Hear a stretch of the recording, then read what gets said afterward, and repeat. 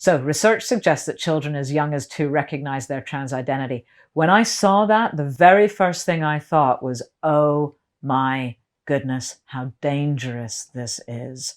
The idea that there is a trans identity to begin with, the idea of a gender identity, that is a really contested idea. The one thing we know about identity, it changes throughout life. There isn't anything to ground it. It's amorphous. It's a gossamer that changes with context. But this, to actually impose on education systems and families the idea that your child may have a unique identity known only to themselves, and then to ask schools and nurseries to respond to that, this is, I hesitate to say the word totalitarianism, but this is where it's going. The ideology is actually so bonkers that it's very difficult to get people to believe that they're actually trying to do what they are actually trying to do, right? You know, you still get people coming out being like, they just want to live their lives and just be happy. It's like, if we were just talking about transsexuals who just wanted to live their lives and needed some accommodation to be able to move through the world, then we would not be in this situation. They're not just trying to live their lives. They're trying to redefine the sex question on the census. They're trying to make it impossible for female people to have female-only rape counselling. They're trying to make it impossible for female people to ask for a female healthcare practitioner. They're putting male sex offenders in women's prisons. They're potentially going to destroy women's sport, right? Just for starters, they're pressuring lesbian sexual boundaries. They're sterilising gender non-conforming children. Like, we can go on. The general public don't still think transsexual. So a lot of people still think, oh, you know, trans women will go through surgery and, you know, lots of different changes, and some do, but the majority don't. And that's where the new kind of gender identity push and the trans umbrella has hugely expanded to include, you know, anyone that says that they are a woman or a man or non-binary. You know, it's become so expansive that I think, you know, generally most people don't really understand what comes under that umbrella, which is effectively, on any given day, you know, what anyone says they are, they are. The number of people who have a cross-dressing fetish for erotic reasons is far, far, far, far, far, far, far greater than people who actually want to go through an entire process of medical and social transition. Once you put all of that under a label of transgenderism, what you're effectively doing is saying that very large numbers of men who cross-dress for erotic purposes have the possibility of being legally considered as women and having access to female people's spaces. And the numbers, the estimates are not clear, but somewhere between 2 and 4% of the male population cross-dress. I look back to, you know, 5 or 6 years ago when this was all quite new, and people hadn't really heard of any of it, and you could have open conversations saying this is all a bit daft, isn't it? You could see it coming, and we fast forward to now. The world is captured by the crazy.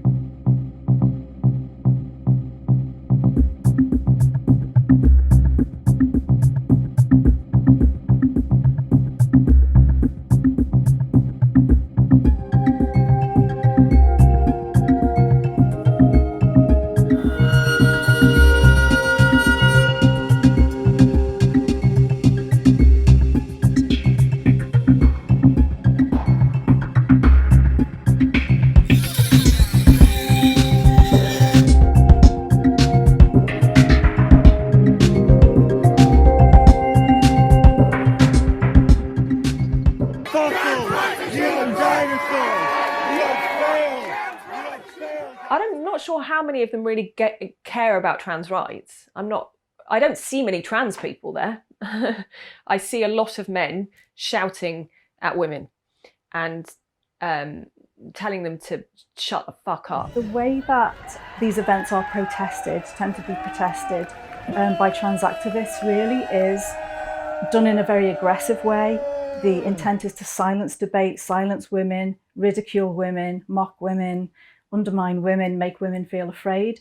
And it's actually very masculinized. We all know it if you're in the debate, but I think if you present it to other people and you show them exactly what type of language these leftist men are using against women, which is slut, whore, death threats, rape threats, you know, over and over and over and over again.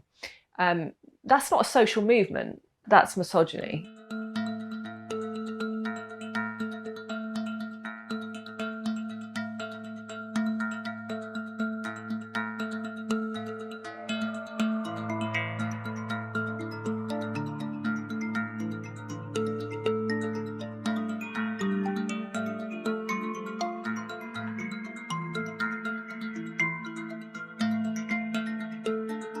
There's an assault live on air where a woman gets her hair pulled by a man calling himself a woman. There's a man who's actually a famous model with his top down, with his fake breasts, shaking them at women, shouting, saying, these hands don't discriminate, I will F you up to women, right? I'ma beat your ass. I'ma beat your ass. Yes, I will. I will. These hands do not discriminate. These hands do not discriminate. I will fuck you up. I will fuck you up. These titties are more real than you would ever be, bitch. I got body. No man wants you. No man wants you. On the one hand, they're doing the whole kind of, we're so vulnerable, we just want to pee, we're a terribly marginalised minority. And on the other hand, they're running around going, we're going to rape you to death with our cocks, enjoy your erasure, we're taking everything from you, there's nothing you can fucking do. So in the past, there were liberation movements like gay liberation, which really got going around the time I went to university. I was a student, and we were, you know, women like me were incredibly supportive of gay men and lesbians because we thought rightly that they didn't have their full rights. This is very different because this is a movement which is asking to take rights away from other women. No civil rights movement in history has asked for rights as members of another class of people. That is unprecedented. There's a very, very clear clash of rights. The trans ideology completely denies that, but I think it's actually dishonest to say anything other than this is an attempt at a wholesale taking over of women's rights. The trans rights movement is asking for the rights of another class of people, and then claiming that if we do not give them the rights of another class of people, that they are being oppressed. That's unprecedented, and it turns out that the rights of the people they're asking for are themselves an oppressed class, and that the members of the group that are demanding those rights are members of the dominant class. So what we have is male people demanding female people's rights. My interest is personal as that of an ex-inmate. I served time at this prison and at Askham Grange, where we've also protested. Almost half of men in prison at the moment claiming to be women, are guilty of things like rape, bestiality, paedophilia, crimes that are not female crimes. There is no criteria to determine how dangerous they're going to be in a women's prison because those sets of questions don't exist to ask them on the way in. We know that of those who declare themselves to be transgender, with or without a GRC, that they have a hugely disproportionate rate of sex offending, right? We know that somewhere around 50, 54, 52%, so somewhere just over half, have committed a sexual offense against a woman or a child, right? Now, those are the Ministry of Justice's own statistics, right? These aren't ones that we've made up. They're the ones that have been given to us. Of the male prison population generally, about 18% are sex offenders. Of the female prison population, about 2% are sex offenders because women commit different types of crimes. More than anything else, the kind of compelled pronoun use, this has a cancerous effect on many women in prison. So compelled pronoun use, when you're looking at somebody who physically has the advantage of a male, and you're asking a woman whose life has been marked by violence, asking her to call the person in front of her a she, particularly if that person has been sexually harassing her, is the supreme act of invalidating her experiences. They're very dangerous, they're predatory, and the risk that they pose is, well, it's unthinkable, and it has become a reality. We've seen, again, with the Karen White situation, within 2 weeks of being moved to a women's prison, he sexually assaulted 4 inmates. Oh, women. Not all women. I mean the old-fashioned ones. You know, the old-fashioned women. Oh, God. You know, the ones with wombs. Oh. Those fucking dinosaurs. No, I love the new women. I know the new women. They're great, aren't they? You know, the new ones we've been seeing lately. The ones with beards and cocks. They're as good as gold. I love them. No, it's the old-fashioned with it. And now the old-fashioned, they go, oh, they want to use our toilets. Why shouldn't they use your toilets? For ladies. They are ladies. Look at their pronouns. What about this person that isn't a lady? Well, his penis. Her penis, you fucking bigot.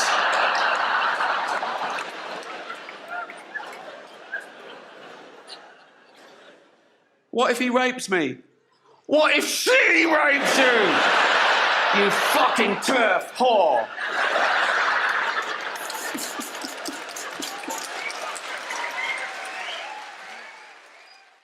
So transgenderism is to pretend to be the opposite sex or to lie about your sex, and transphobia is the refusal to believe that lie.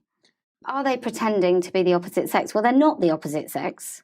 So they can only be pretending because they're not the thing that they say they are. And I joined this massive lefty forum, and it was called Amazing Lefty Women or Awesome Lefty Women. And I joined when I was about 500 members, and it went up to a 20,000 membership. And mainly women, very disorganized, having no clue, just whining about what was going on. But then something interesting started happening, and that was lots of men who identified as women started joining. And they stuck out a mile. Many of them looked like truckers in a dress. And this one man came in and he told like a Bernard Manning type joke. And the essence of which, I think the punchline was, a feminist tied to my radiator in the basement after a beating or something. Some sort of male violence type thing that generally women don't tell jokes like that. And I sort of, are you sure you identify as a woman? When you're talking, when you describe men, you have to be able to use language that makes sense, that doesn't cloud what's really going on. So if I decide that I'm going to go down the road of using she, then that's a thin end of the wedge. And the end of the wedge is that when we talk about a man who's raped women, we call him she. Or then when there was someone on a tube attacked in a tube station, and it was by 4 women, and it wasn't by 4 women. I think they were 4 men, but we then can't talk about male violence because we're talking about she and woman. And you talk about the thin end of the wedge. I mean, a good example of what you're talking about with the thick end of the wedge is a case of Karen White in prison, which is just an awful case and just shows how in many ways we've lost our mind. Well, I think Jeremy Vine was on the radio and he said something like, Karen White raped someone with her penis. So Karen White was a convicted rapist that then got put in a women's prison, and then surprisingly, still had a penis, and surprisingly then went on to sexually assault women. And he's not the only one. And they're overrepresented in sexual offenders, trans.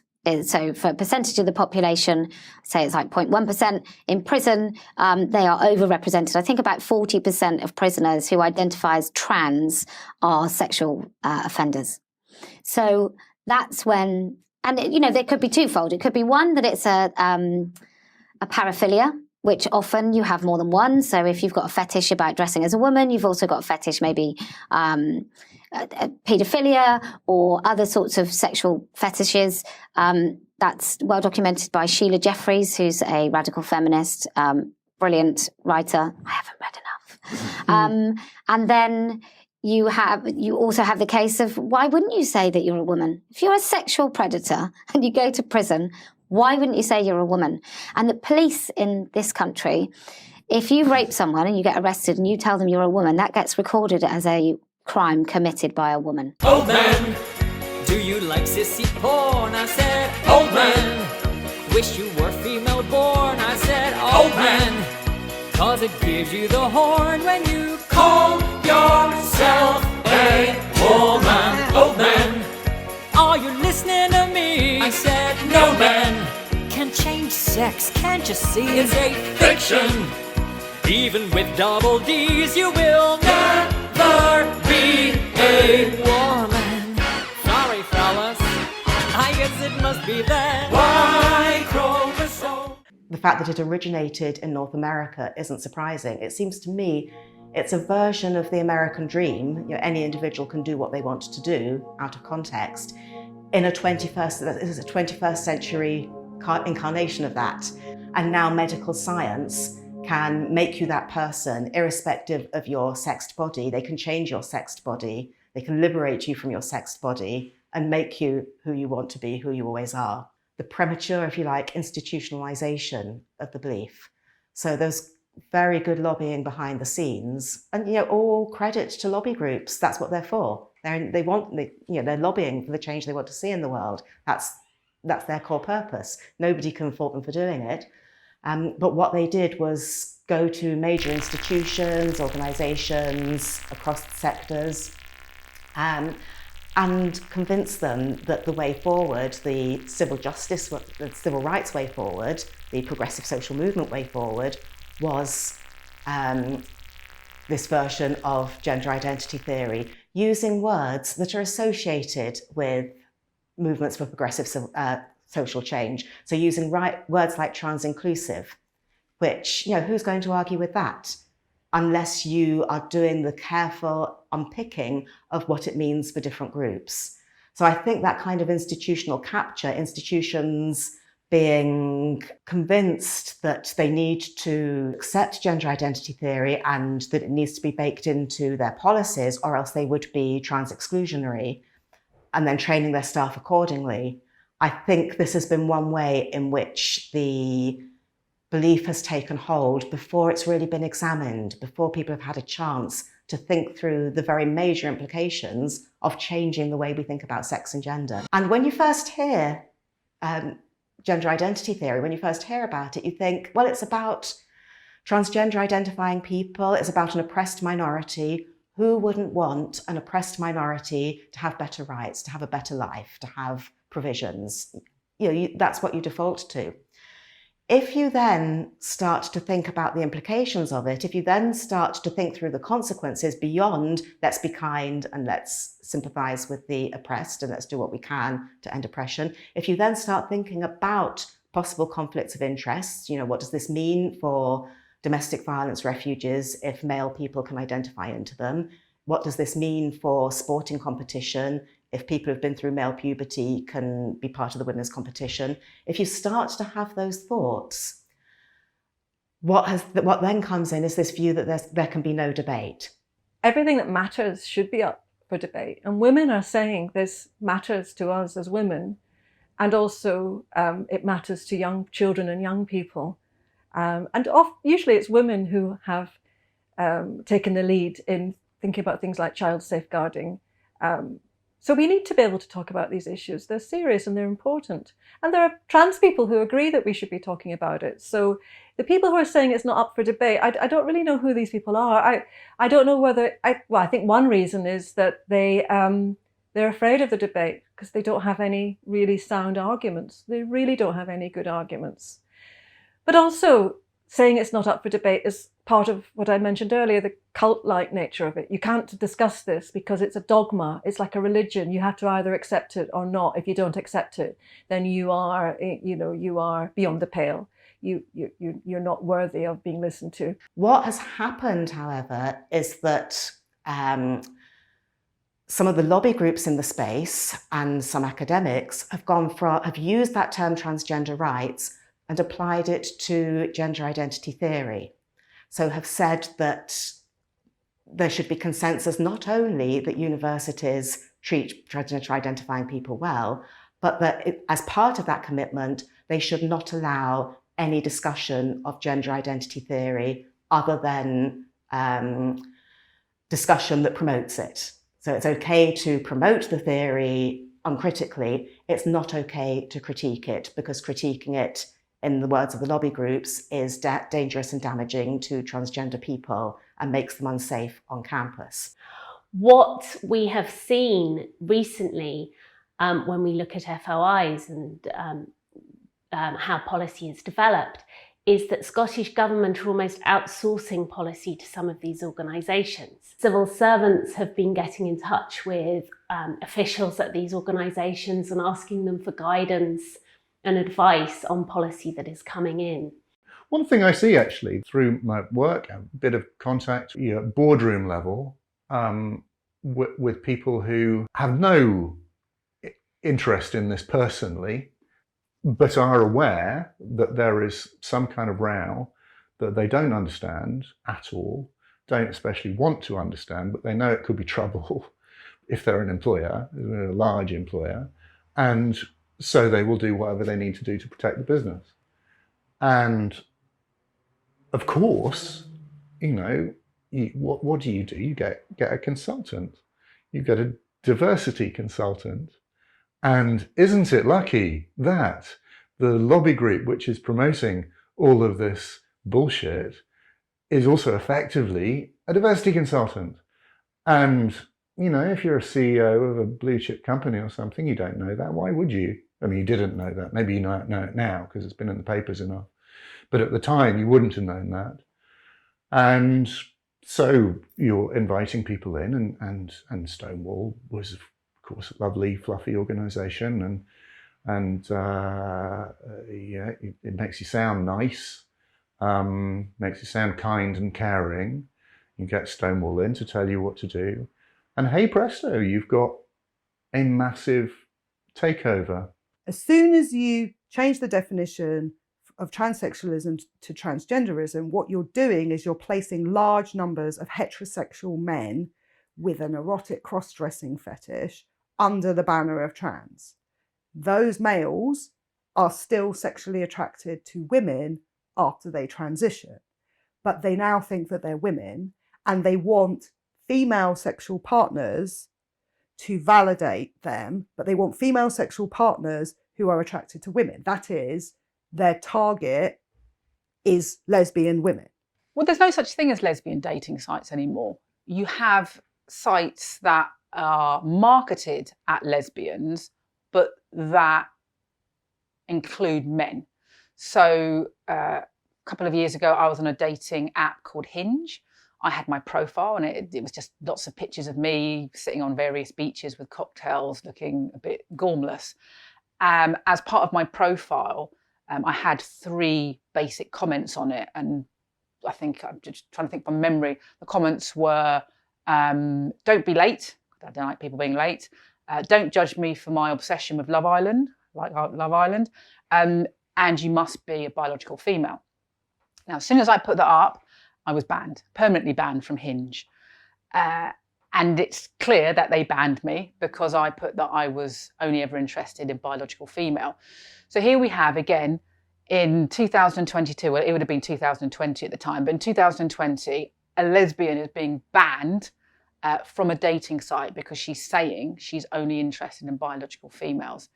Same-sex attraction has absolutely nothing to do with wanting different genitals. And everything after the LGB really is straight people. I think the T became part of the LGB in academia and also in America. Not quite certain, but I'm thinking kind of during the noughties, towards the end of the noughties. I used to work for Attitude magazine, for example, and in 2013, I wrote a number of pieces for an issue, and I've been through it. The letters LGBT appeared in it 3 times, and the rest of the magazine, gay, gay, gay, gay, gay, gay, gay, gay, gay, gay, gay, on every page. So LGBT was not in widespread use in 2013. I think LGB officially became LGBT when Ben Summerskill, the chief executive of Stonewall, stepped down at the beginning of 2014, and his successor, Ruth Hunt, now Baroness Hunt, officially changed the policy. Well, I happen to have looked up the date when the T was added to the LA Gay and Lesbian Center in my city, which is the biggest gay and lesbian center in the world and has the biggest budget. And that was on May 27th, 2014. None of us were paying attention, but I do remember when it was added because I frequently go to that center for various social activities and stuff like that. There were reasons to go over there for different reasons. It's very close to me. And they added the T, and nobody could understand why. We were all just kind of confused, like, what? It was definitely not a ground up decision, but I can also tell you that that center was in the heart of the area where male prostitutes used to go up and down the street. Santa Monica Boulevard, very well known for that. And the men dressed as women used to go into the women's bathroom at the Gay and Lesbian Center openly. There was no effort to not allow them to, and these were both mostly street people, and they did a lot of their hygiene in the women's bathroom, kind of an extended hygiene ritual very often. And this really drove the lesbians away and the bisexual women, because we had all these men in our bathrooms doing their hygiene, and there was no effort to keep them out. And the lesbians didn't like it, the women didn't like it, and it was already hard to get the lesbians to come to this center in the middle of Hollywood. Lesbians are cranky, and they don't always want to come and interact with gay men. And, this was yet another reason.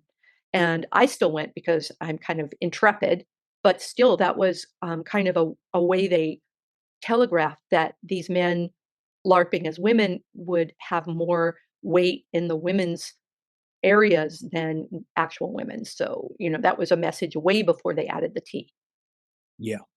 Well, what you're saying in terms of characterizing this edition is that there's no basis for that addition of T, that this characterization of people being in the wrong body, this whole trans characterization, is something that arose around that time, began around that time, and has been seeded by a medical agenda which underlies this. Well, it's a big pharma agenda. It's an opening new markets agenda. It's a creating synthetic sex identities for profit agenda. There's been a massive increase in the number of girls that are referred. So now over 80% of the referrals are young girls who aren't happy with their bodies and who are looking to, they've been online, a lot of them, and they've been encouraged online to start on a path of first social transition at school with a change of name, change of clothes, and then that inevitably leads to the medical pathway of puberty blocking hormones, and then cross-sex hormones later on, perhaps surgery, double mastectomy, etc. I think it really benefits the medical gender industry, who are making billions out of providing puberty blockers, cross-sex hormones and surgery, because it suits them, and that there's an ideology that says that if you really want to behave and be and identify with a different gender, you have to make your body, change your body. And that's because they are linking sex with gender very closely. You separate sex from gender, you can behave in any gendered way you like, you can still retain your sex-based body. And this is something that these people who are making millions out of it don't want us to understand. Starting in January 1st of 2017, according to the Affordable Care Act, insurance carriers are mandated to cover medical expenses for trans folks. Some of our BUMC financial folks in October of 2016, started a couple years ago, put down some costs of how much money we think each patient would bring in. And this is only including top surgery. This isn't including any bottom surgery. And it's a lot of money. These surgeries make a lot of money. So female to male chest reconstruction can bring in $40,000. A patient just on routine hormone treatment, who I'm only seeing a few times a year, can bring in several $1,000s. That requires a lot of visits and labs. It actually makes money for the hospital. Now, these I got from the internet, but it's from the Philadelphia Center for Transgender Surgery, which does a lot of surgery for patients. And I just want to give you an idea of how much these bottom surgeries are making. And I think this has to be an underestimate. This is for a vaginoplasty. They're quoting roughly around $20,000 for a vaginoplasty, but that doesn't include your hospital stay. That doesn't include your post-op visits. That doesn't include your anesthesia, your OR. So I would think that this has to be a gross underestimate. I think that's just like the surgeon's piece of it, which anybody who's ever been in the hospital knows that that's like 10% of it. And then the female to male bottom surgeries, these are huge money makers. Again, I think this has to be an underestimate that they're quoting around $20,000 for a phalloplasty. There's been different things that I've read that said it could be up to $100,000. Dr. Winokur, who's our surgeon, says that there's entire clinics where the entire clinic is supported just by their phalloplasties, and that is like a fraction of the surgeries that they're doing. These surgeries are labor intensive, they require a lot of follow-ups, they require a lot of OR time, and they make money. They make money for the hospital.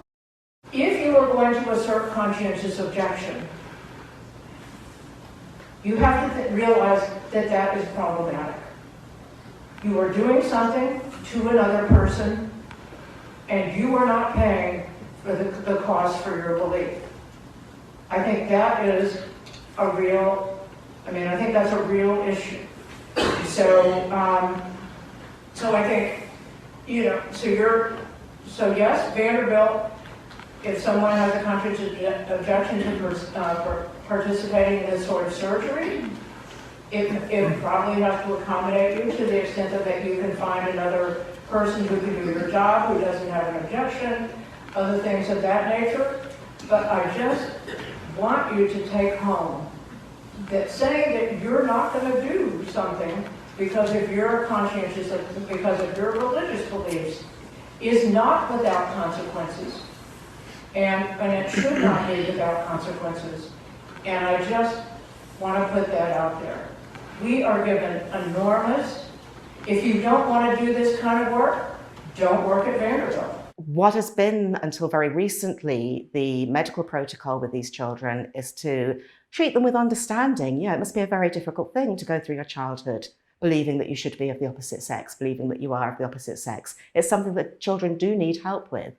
But the help that's been given in the past is to say to them, yes, this is very difficult. We'll change the environment around you as far as we can so that you can play with what you want, you can play with who you want. But, young child, lots of children have felt this way, and most of them grow out of it when they grow up. So let's wait and see. This protocol has been called watchful waiting. Let's wait and see how things develop with you. And when you're an adult, when you've been through puberty, when we know how things are turning out for you, then as an adult, you can make a decision about whether you need to go through life presenting as the opposite sex. What people are now under pressure to do, this is not just counsellors and therapists, but anybody who works with children and parents and family of children. If you suggest to children, well, yes, you think you're of the opposite sex, maybe you really are of the opposite sex. Let's start treating you as if you are of the opposite sex. That's called social transition. You make it very difficult. You cement that belief in the child's psyche that they really are of the opposite sex. And it's then very difficult for them to go back on that. I can't believe this happened. I ruined my life. When you break it down, I decided that I didn't want to be a woman before I had ever even experienced being a woman. I had no idea what being a woman was like because I was a child. And now I feel like I will never entirely know. I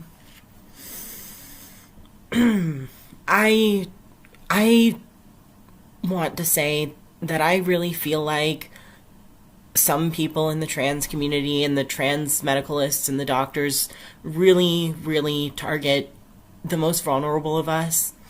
I have borderline personality disorder, and I know for a fact that this is the reason for my transition.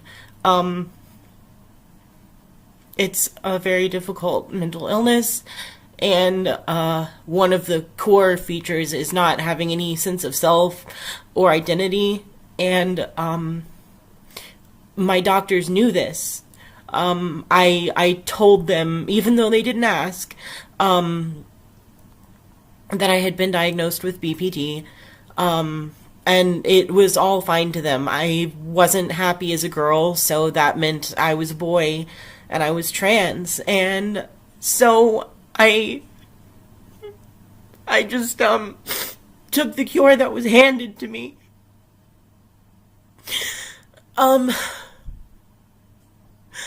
I was told that I was being given a cure, and I wouldn't want to kill myself anymore. And it wasn't true. I didn't want to cry in this video, but this is such a hard thing to talk about.